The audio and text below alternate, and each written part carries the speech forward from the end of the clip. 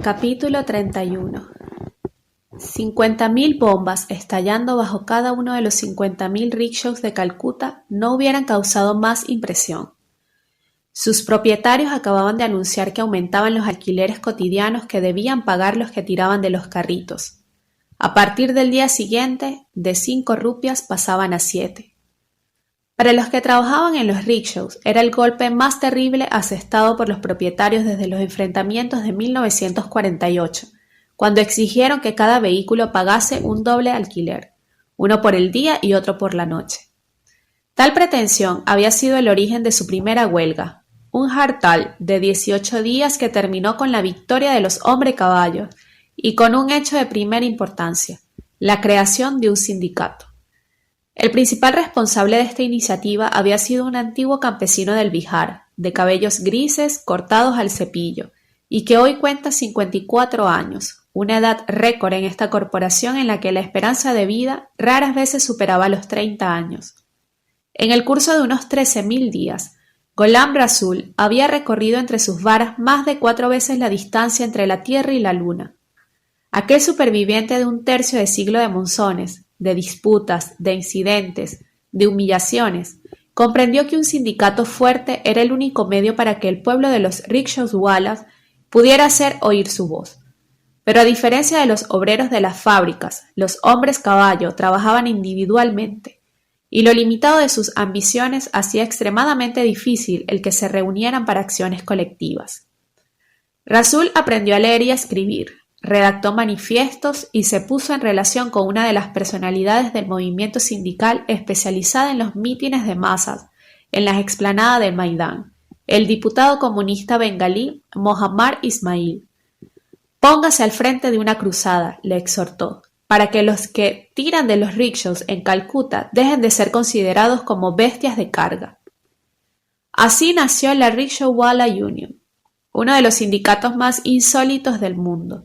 Una organización de bestias de carga con rostro humano, decididas a levantar la cabeza y a agruparse para defender sus intereses.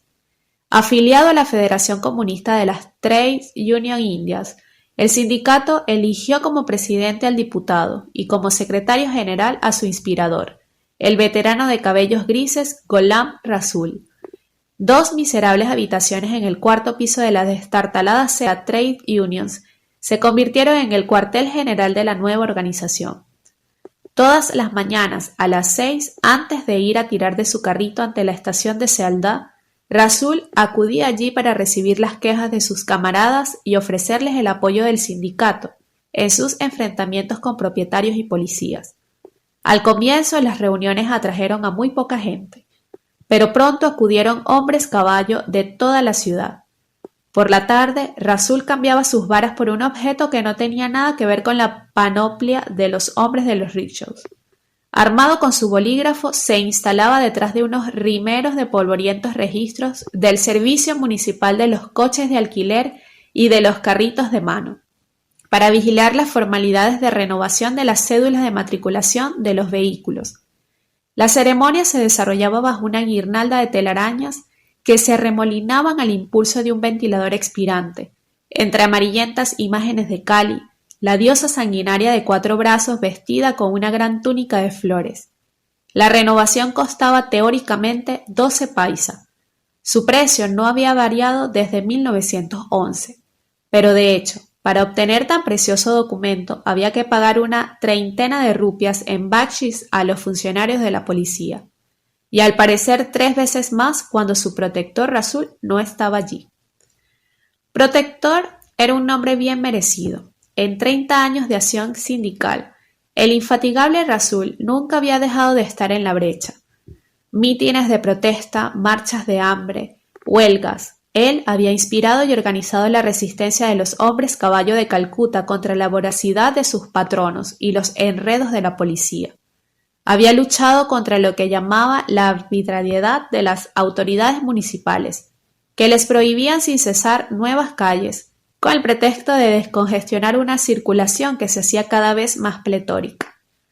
El desastre urbano de Calcuta era una amenaza de muerte para los que se ganaban la vida en medio de los embotellamientos. Hasta los más acróbatas acababan por dejarse atrapar como peces en una red. Para escapar a la trampa, evitando las calles prohibidas, los hombres tenían que dar extenuantes rodeos.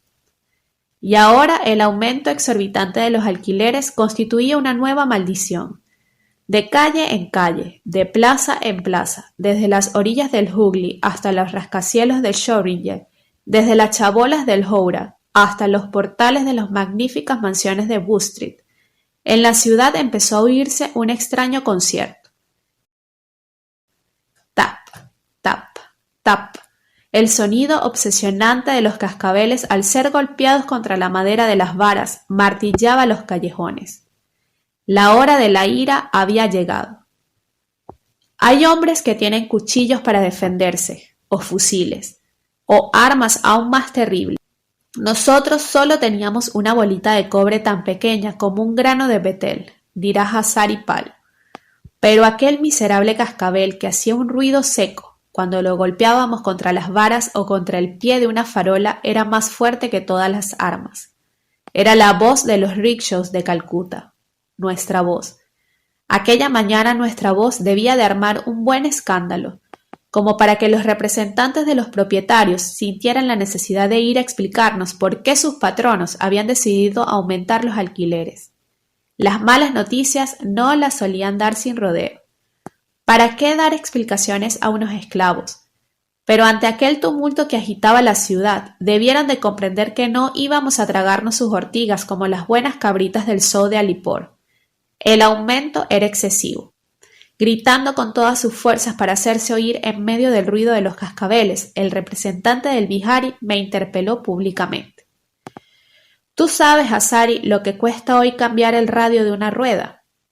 Y una capota nueva, gritó otro factotum. Y los bakshish para los policías, añadió otro. Eran buenos hombres de confianza, que habían aprendido bien su lección. Pero a nosotros nos importaba un rábano los radios de las ruedas y las propinas de los policías. No estábamos dejando la piel entre las varas para llorar ahora por la suerte de los patronos.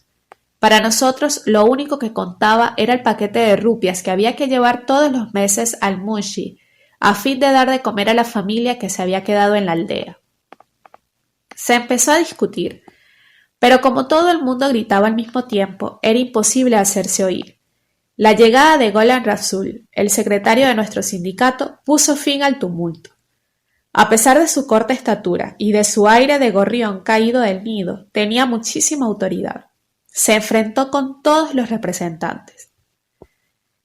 Id a decir a vuestros patronos que renuncien a su aumento de alquileres. De lo contrario, no quedará ni un solo rickshaw en las calles de Calcuta. No había más que decir. Rasul abrió la carpeta que llevaba y repartió octavillas entre nosotros.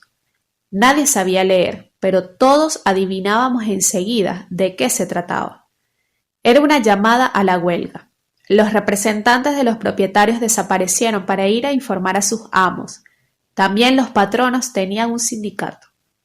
Llegaban carritos de todos los rincones de la ciudad. Incluso había triciclos que venían de muy lejos, del otro lado del río de Barapou y de los remotos suburbios. Los de los triciclos eran unos pobres infelices como nosotros, con la diferencia de que hacían más carreras durante el día. La explanada de Park Circus no tardó en llenarse de tal modo que los tranvías y los autobuses no podían pasar. Aparecieron unas camionetas de la policía para restablecer la circulación. Pero ¿qué podía hacer una treintena de policías contra una multitud semejante? Repartieron a ciegas unos cuantos porrazos y luego lo dejaron correr. Un miembro del sindicato desplegó una pancarta roja fijada a 2 largos bambúes. Llevaba el emblema de la hoz y el martillo con el nombre de nuestro sindicato. Elevada por encima de las cabezas, formaba como un arco de triunfo. Era soberbia. El ruido de los cascabeles aumentaba de minuto en minuto a medida que llegaban nuevos hombres con más rickshaws. Era ensordecedor. Hubiérase dicho que miles de millones de cigarras se frotaban las alas al mismo tiempo.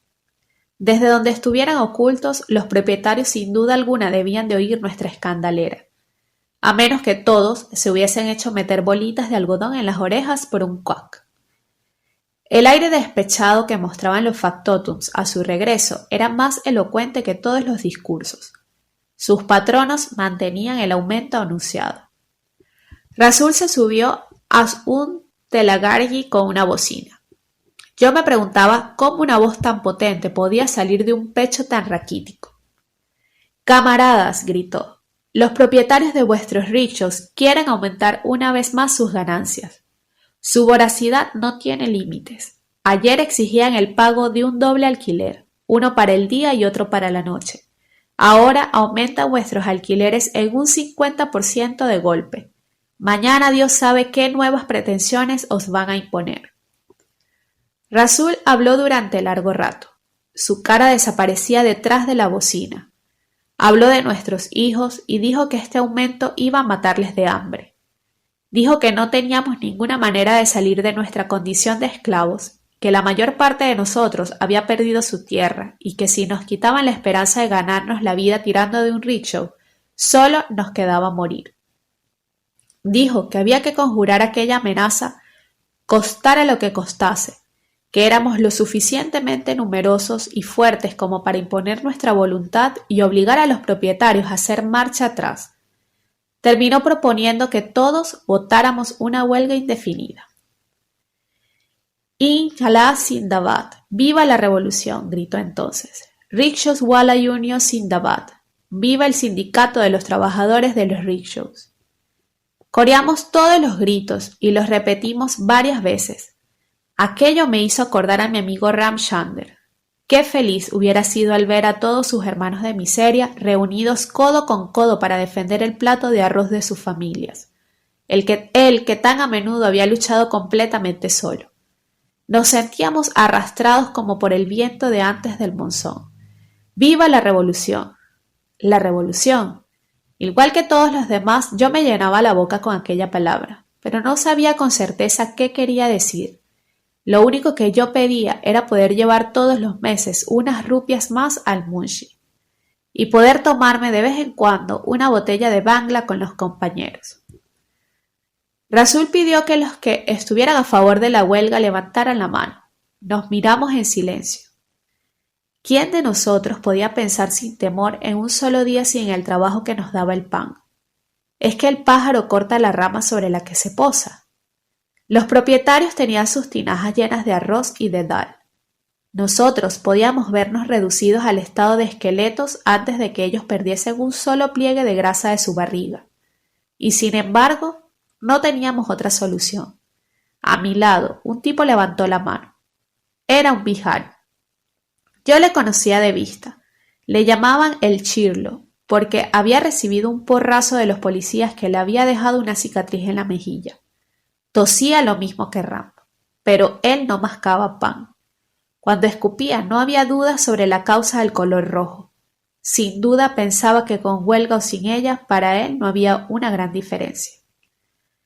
Otras manos se levantaron, luego otras más. Finalmente, todas las manos se levantaron una a una, incluyendo la mía. Producía un efecto extraño ver todas aquellas manos en el aire por encima de las cabezas. Ninguna estaba cerrada.